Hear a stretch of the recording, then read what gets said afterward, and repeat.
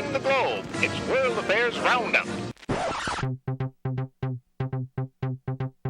The Institute of World Affairs at the University of Wisconsin-Milwaukee presents World Affairs Roundup, a monthly edition of International Focus providing opinion and analysis of global events, with John Katzka, a retired member of the U.S. Foreign Service, Ann Hamilton, political scientist at UW-Whitewater who also served in the U.S. Foreign Service, and Robert Kraig, executive director of Citizen Action of Wisconsin and author of articles and books on American foreign policy. Support provided by Milwaukee Public Television and the UWM Center for International Education.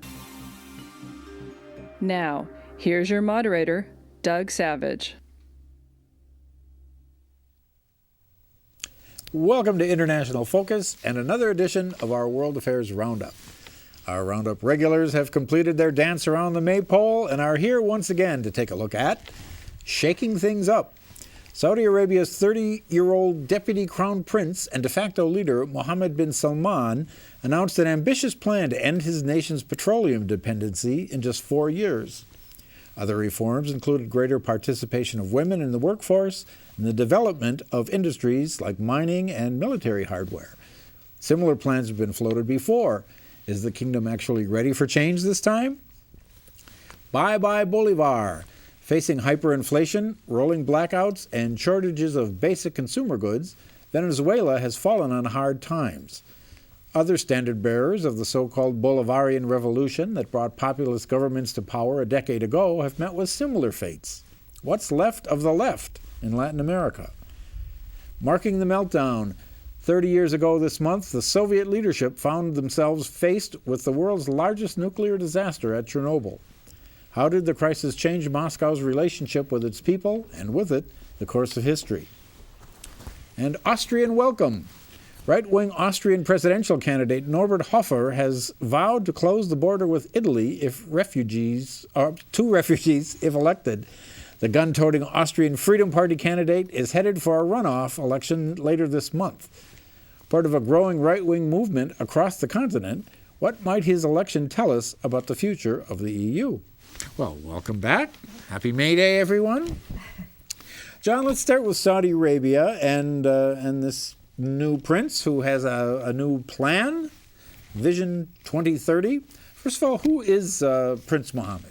Well, Prince Mohammed is the son of King bin Salam, the ruler of Saudi Arabia. He's 30 years old. He's the deputy crown prince. What makes this particular announcement so interesting is, and as an Arabist friend of mine would say, it was breathtaking because of, not so much because of what was said, but by who said it, that this young man is breaking a mold that had been in place in Saudi Arabia for a number of years, where gerontocracies had ruled, with brothers passing it on to half-brothers. It almost reminds me of what happened in the Soviet Union when Gorbachev was called up and the Politburo brought him up to try and shake things up in the former Soviet Union. I hope this isn't the same conclusion that comes out of it. So, Ann, what did he actually say? What are some of the points in this Vision 2030 document?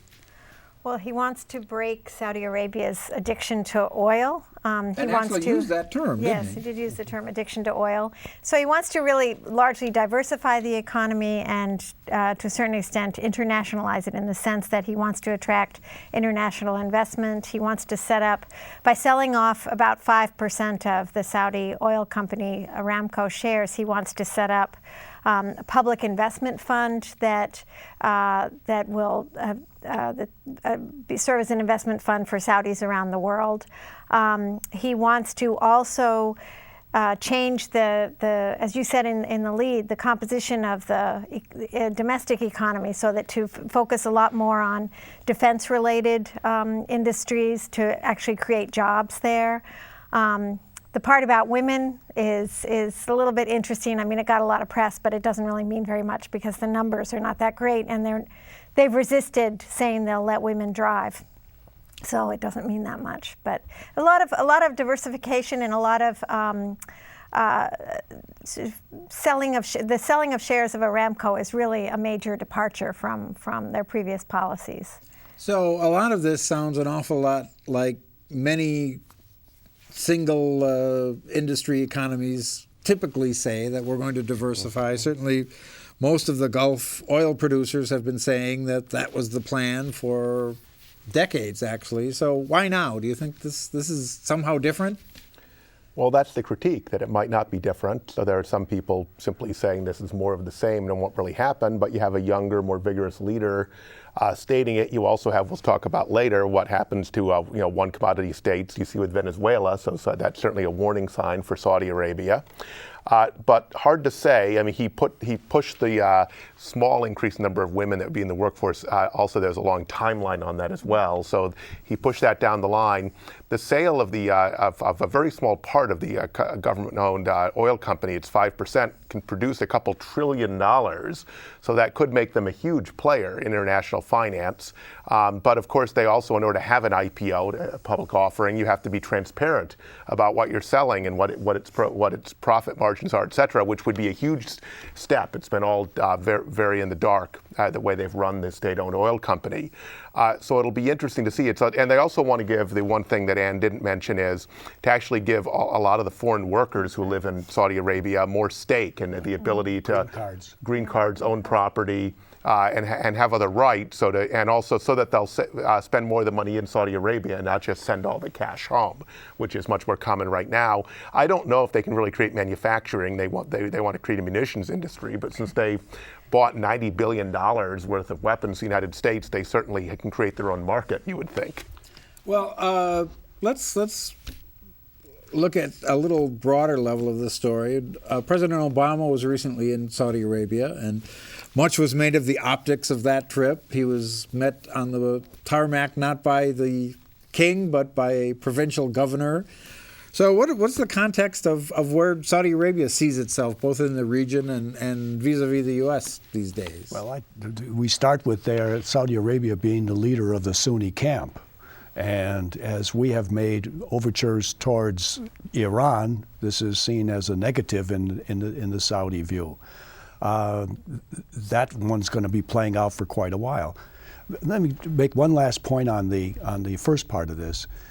We don't have a lot of details about what this plan is. It's going to come out in late May, early June, the National Reconstruction, Retransformation Plan. But we also know that the religious right, the Wahhabi sect, as well as vested interest in the royal family and in the business community, are not going to be rolling over to let all this stuff flow through. So that'll also happen. So, we referenced at the outset the messenger. I mean, is it significant that that this young prince is the one that is delivering this message? And can he in fact deliver? I mean, what is his status as far as we know? Well, I think that it's really important that he was trying to reach out to the youth of the country. Their unemployment is fairly high. It's at 11.5%, I think. And they've recently announced a number of changes in, for example, higher water bills, higher power bills, things that Saudis, especially youth, have come to accept as or expect to be given by the government. And now the government, especially because of lower oil prices and all in this plan of diversification, is trying to say to them, hey, you can't, you're going to have to step up to the plate and get a job and do, the kinds of things that a dad would say to a 25-year-old kid who had never worked. And so he's trying to appeal to them, bring them into the program, make I think it's a public relations effort to it's the transparency, but it's also to make them feel that they're part of the plan and that he's speaking directly to them. Well, let's move on to another place that is similarly affected by the price of oil these days, and that's Venezuela. Robert, there's a process right now to oust President Maduro, is there not? And he, just as a reminder, was the handpicked successor to Hugo Chavez, who was sort of the architect of this Bolivarian revolution. So, and they're attempting a recall election, which people in Wisconsin have some familiarity with. Their election commission has tried to not respond, not act at all. It's now looking like they are at least going to take the petitions. But quite frankly, he would not win if he was on the ballot. And so, and because the economy is in complete free fall, we're talking about 200% inflation rates. We worry here about if inflation rate goes up to 6%, we get our Federal Reserve Board gets panicked. This is such that you need to pack your backpack with a full load, all with cash to buy lunch. And they actually are unable to pay for the money itself. In other words, they owe $70 million to one of the major Canadian companies that actually provides currency to countries. And so, and there's rolling blackouts. Government workers are furloughed most of the week. No school for kids. To save energy. Yeah, to save energy, right, et cetera, et cetera. So it's a complete free fall for the economy, and they're probably going to default, most people believe. So it's not only is it not clear this government can survive, we're getting towards a broken economy and a broken state here, and who ends up in control is a completely open question. So it's not a good day for the Bolivarian revolution. So is this largely a function of falling oil prices, or is there something more at play? And as we said at the outset, the other governments in the area that came in around that same time with a similar ideology have met a similar fate. So what's going on? Okay, I'll take a shot at it. You begin to wonder, as you look across much of Latin America, whether there is a disconnect between what the goals are and the capabilities. But then, I mean, they are commodity driven, and so therefore it's boom or bust, and right now it's a bust period, and obviously puts pressure on the governments. But then you look just across the border into Chile, and you see a well-run country that is playing by different rules, where they're playing true Keynesian economics, where during good times the government cuts back on its spending, and in bad times it increases its spending. So it doesn't have to be the water that's the cause of all this. It's a cycle, I guess, that they're going to have to go through. So, and what about that? I mean, there was sort of the populist rhetoric on a lot of these governments, but people have argued they really just became a different flavor of authoritarians when they got in. Well, they did, but I think that it looks like it's a trend, but I think in each case you have in each country you have a different story, and it has a lot to do with personality, and it also has to do with external factors. It's not just oil. In Venezuela, one of the major issues is a huge drought exacerbated by El Nino this year, and a number of other factors. And also in Venezuela, the fact that, I mean, Maduro, I don't think he would have ever been elected on his own. I mean, it was just, that Hugo Chavez had such charisma, and he was able to pick somebody, and he's sort of an accidental president, if you will, who's suffering a bad fate right now. And not that I have much sympathy for him, but and I think that in each case you've got a series of circumstances where it looks like it's a trend, but I don't think it necessarily is. Well, there you go. Full-throated defense of the Bolivarians. Very good. Well, we're going to take a short break and move on to a different part of the world. We'll be back shortly.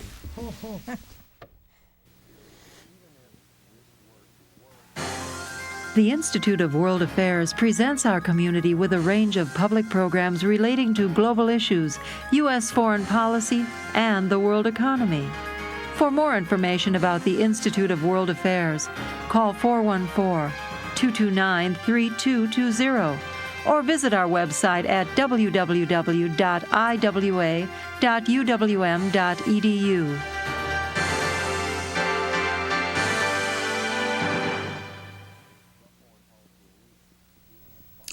Well, welcome back to our World Affairs Roundup with John Katzka and Hamilton and Robert Kraig.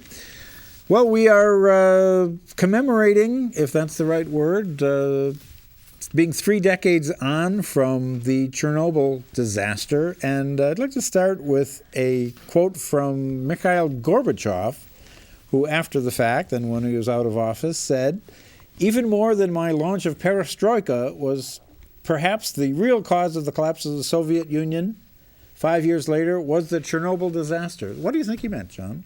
I think that's called special pleading. So far after the fact, he didn't want to talk about perestroika and glasnost as being part of his problem. He was more prepared to talk about something else that he couldn't control. Chernobyl was not the first major nuclear incident that the Soviet Union incurred. In 1957, in Chelyabinsk, there was a major incident where over 200 people died, 270,000 people were affected, and over 30 villages and cities and towns were taken off the Soviet map. Well, and what about this notion that somehow the way the crisis was handled really undermined the legitimacy of the sort of twilight days of the Soviet state? Well, this was April 26, 1986, and Gorbachev had come into power just about a year earlier. He had announced the policy of glasnost, but it was really, in retrospect, it seems that he just wanted to hear what he wanted to hear. If it was bad news, he didn't really want to hear it. And that's what happened with Chernobyl, because he really compounded the problem. It actually, it was 2 days or 3 days before there was, they tried to hide it in the beginning. Sweden got the effects of the radiation, so they contacted the Soviet government. Then Gorbachev didn't even talk to his country until May 14th. So, and then he blamed it, but it's almost 3 weeks later, and he blamed it on the anti-Soviet forces in the West. It sounds exactly like Putin now. It's quite extraordinary. And then he also, though, according to the transcripts of a Politburo meeting that took place around that time, he was complaining that even he wasn't getting information. And when you think about it, it could have been a perfect opportunity for him to sort of extol the virtues of glasnost and sort of reveal the problems, but instead he compounded them, by covering it all up, because that was the culture with which, I don't think they knew any other way to do anything. That's right. So it was all the way up the chain.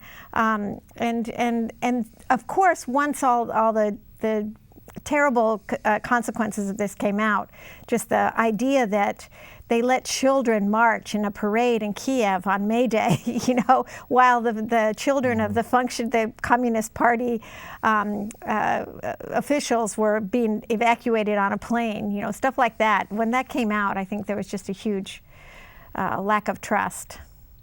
But so what about this? Particularly, of course, Chernobyl is in what is now Ukraine, and not part of Russia, if you will. What did that crisis do to states that eventually were to fall out of the Soviet Union in terms of just their sense of just efficacy, I guess, on the part of the Central Soviet government? Well, it became part of a powerful narrative that they were not served by a central government in Moscow, and that the country should be independent in some way, which is what happened. So, there's some philosophers of history believe that so-called black swans have a bigger impact on unintended events than what we can predict. And the problem with Chernobyl was it wasn't necessarily the worst disaster, as John was pointing out, but it came at a very bad time, where it was a long shot that Gorbachev was going to turn around the Soviet Union. It was probably at least 5 years too late, maybe longer, to turn that battleship around. And then you have a crisis which reveals all of the problems, right? Basically the deceit, the willingness to not care about public safety just to protect the reputation, the national and international reputation of the Soviet Union. And so it revealed all the problems at a time when Gorbachev was trying to get a whole lot of traction out of opening up and showing that it was going to be different from now on. It was a different Soviet Union. And so it was exactly the worst crisis at the worst time, in addition to all of the damage it did to public health and to people's lives. I think we are overreacting. I don't think that the Soviet people took it nearly as seriously as we did. I think the people in the general area, a number of them who were affected, didn't even move. They just stayed there and stayed on. I don't think it had a major impact in terms of where Ukraine went, or Belarus, which was even more affected than Ukraine was. As the Soviet Union came apart, that was not part of the dialogue that was going on. There were other issues that were involved. Right. I mean, I think that it certainly helped to highlight the mistrust that people had of the government, but there were so many other things. I don't think it explains the collapse of the Soviet Union at all. I mean, I agree with there were so many other reasons that it was just one other event. You could argue it fits into the everything else people were experiencing so much that it wasn't unique, right? It was just a kind of bigger example of the same thing. There's an incredible capacity for Russians or Soviets, as they wherever it applies, to muddle through that we couldn't even begin to comprehend. Mm-hmm. Well, let's stay on the continent and move to Austria, where Norbert Hofer and the Freedom Party of Austria won a sort of unexpected majority of the vote to advance to a runoff election. So who is Norbert Hofer and who are the Freedom Party of Austria? Not one of the legitimate parties. So we've seen similar parties rise in other places. There's the AFP in Germany. So how do they fit into that constellation? Well, they're a right-wing, anti-immigrant party that's very much riding the tide of the refugee crisis right now. Austria's it's changed its position. It had at first supported Angela Merkel and been welcoming and supported her idea of letting in as many refugees as wanted to come, and then they did an about-face and started to close their borders. So they have an internal conflict going on within their country over what the right policy is, and they're also in great conflict with various countries of Europe who are struggling over what it means to be European, and should they close the mountain pass between Italy and Austria. Yeah. Well, that's certainly an issue. One of the party platforms is indeed we should close that border between Austria and Italy. Italy, being sort of the frontline state, obviously has a different view. Well, right, and it's the two ruling parties have been one of the others ruled since World War II. And or even in combination. Right, and so the ones John would call legitimate, and so but there's a question of whether the president has much power in Austria. So the question is, could he dissolve Parliament and have a snap election and bring the right-wing party into power? And by the way, right-wing is defined differently in Austria. They're anti-immigrant, but they're apparently pro-social service spending, which would not be understandable as right-wing in the United States. But nonetheless, and the anti-immigrant is obviously across Europe and seen quite heavily in American politics right now as well, as we all know. But Italy, of course, this just puts more pressure on Italy now. There's no escape valve whatsoever if they actually were to cause the parliament to change hands and then to actually block the Brenner Pass. But we're a couple steps away from that, but it's still a complete shock both to the Austrian political system and to what's going on in the EU generally to have such a president win. Make one point on the Hofer. The present government is also moving to control the refugee flow as well. So this is not just something that's out there if he gets elected as president. Austria is already switching its position. Well, they just passed a new asylum law. Yes. They could reject people right at the border. So. And do you think that's just a function of the scale of the problem? I mean, they were willing to have an open door policy until too many people came through the open door? Yes, and I think it's in anticipation of, we're in spring now, and you can expect the numbers to increase greatly. So, yeah, I do. My sympathy is with the Austrians and the other countries that are trying to deal with these massive influxes of refugees. So one of the things that Mr. Hofer said, that Schengen, the agreement that once you're in the EU, you have free passage among the countries, has to be really abrogated until the perimeter of those countries is controlled. And so we see similar things in the right-wing parties across the continent. So what does this mean for the EU as a kind of notional body? Well, the EU was set up as an economic unit, and politics came into it much later in the game, and that was the hard part. The politics is the really hard part, and they haven't come up with a real good way in which to get past adversity. during good times, it's easy enough to take care of this.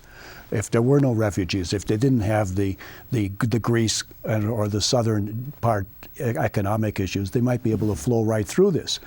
But all of these things are just building up, and it really is a major crisis for the EU right now. So and there's the referendum coming up in Britain too, which is just adds to this. Yeah. Well, I mean, this is the black swan, that's my theme today, a black swan for the EU to have what's gone on in the Middle East and in Syria, starting with the instability in Iraq, caused, frankly, by the Iraq War and the failed nation building, right? And then a refugee crisis that is exceeded all expectations, where Angela Merkel's original position is unthinkable only a short year later, right? And then that's fertile ground for right-wing politicians, and they're rising, and they're going to ride this thing as far as they can get. The question is, will they go far enough to cause a backlash the other way, or will we actually start to make progress on stability in Syria and Iraq? Well, we'll have to leave it at that.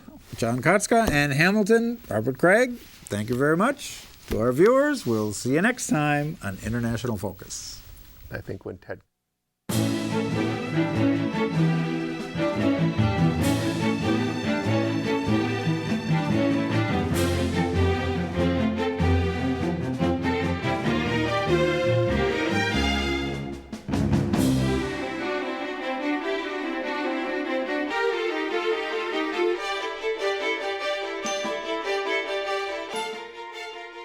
For information about the Institute of World Affairs and its many programs, or to become a member of the Institute, call 414-229-3220 or visit us at our website,